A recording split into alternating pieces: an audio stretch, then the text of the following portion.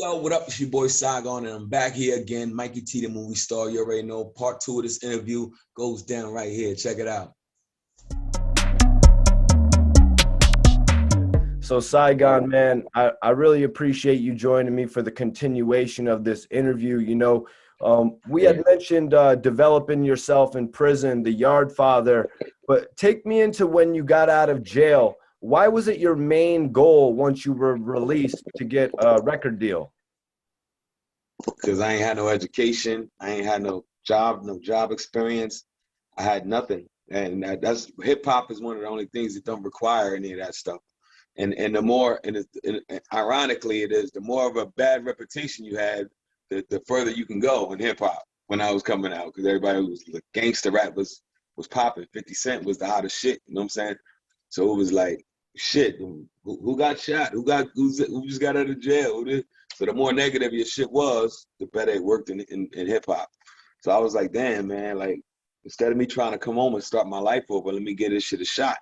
And like I said, I figured I could do it because of being in jail. So I was like, let's give it a go. How long did it take you to secure a deal once you were actually released? Like 4 years. 4 years. I was pounding the pavement, like putting out mixtapes, like a major deal. I was getting like little single deals here and there. Like I had a single deal with Raucus early on, like after a year being out. Then I did a deal with this company called Short Shot, which was just like put out mixtape and shit. Don't clear no samples. Don't give you a bullshit advance, and you never hear from them again. It's funny because so it was like those kind of bullshit deals until 2004 is when I signed with Atlantic Records. So can you tell me about signing with Atlantic Records? Was it different? Did they fly you out, or how'd it go? Oh, nah. I was just grinding and shit. It's funny because Atlantic had turned me down. Every label had turned me down first. You know what I'm saying? I went to every label with a demo and like I could rap. It was like, no, thank you. So it's like when I came over, so I'm like, yo, I had every reason to quit. You know what I'm saying? That's why I tell niggas never quit. The only thing you could do is not quit. If you quit, it's discouraging. So I like Atlantic had turned me down, and it's funny because there was a guy named Mike Karen who worked for Warner, but he worked on the West Coast. So I guess he started hearing about me on the West Coast, but he was a big executive at Atlantic. So he just was like, yo, man, I want you to, we want to take a meeting with you at Atlantic. So then I was like, word, like, with Atlantic already, I'm like, I already been up there a couple of times. They shot me down and shit. He was like, nah, don't worry, I'm different. When I make the call, it's different. So I was going to go do the deal with Atlantic. And it's funny because I was going to do the deal with Atlantic. And this is why I think another reason why, and I should have listened to Just Blaze. Another reason why I didn't, my situation up didn't work out is because they really didn't know that. The fact that they had just passed on me and then signed me, that should have told me something. But so what happened was I get this offer. So while I got this offer, Just Blaze comes into the picture and was like, yo, I want to sign you to what I got going on. So me being an MC, I was just thinking about Just Blaze. I'm gonna have the best beats ever. I'm gonna have the beats, I'm gonna have the best production. So you know what I'm saying? Plus it's part of like Roc-A-Fella. So I did the deal with Just Blaze, and I'm like, Atlantic made me an offer. So you're like, word? So he's like, let's go entertain it. They went and entertained it. And G Robeson, hip hop, and all of them had started working in Atlantic. So I was like, it seemed like the ideal situation to be with Just Blaze. So Just Blaze was like, don't just jump on the first deal. He was like, let's go out there and heat it up, and then come back around or go see what level. With me, it's gonna be easier. So my dumb ass was just like, I'm hungry, I'm poor, nigga. I want to get this shit started.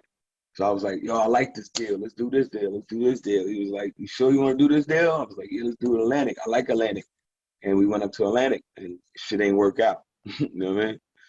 There's many reasons that didn't work out, but it just didn't work out. Once you began working on The Greatest Story Never Told, was the majority of your debut album recorded while you were with Atlantic, or had you recorded it prior to that? Nah, with Atlantic. With Atlantic. Okay. I don't think there's one song I kept that I had prior to that deal. No. The whole album, they paid for the whole album. what did your like, you know, recording experience change like once you had got with Atlantic? Did they provide the studios or were Oh you yeah, still? yeah. Just Blaze owned the whole studio, so we had a flat fee. They gave him a flat fee for like unlimited studio time.